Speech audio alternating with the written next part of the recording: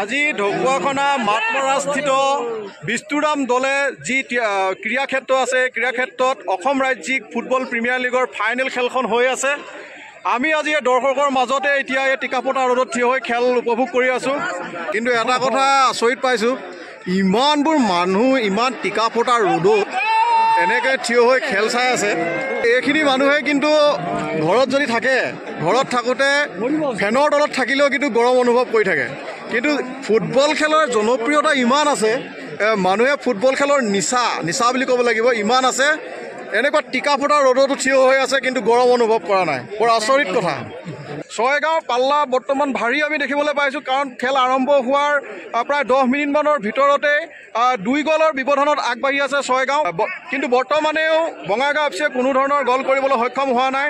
আমি খেল এয়া উপভোগ কৰি আছোঁ, দেখাই দিছোঁ। আমাৰ চাৰিওফালে চাওক, গোটেই মানুহ ইমান টিকাফটা ৰ'দত হৈছে।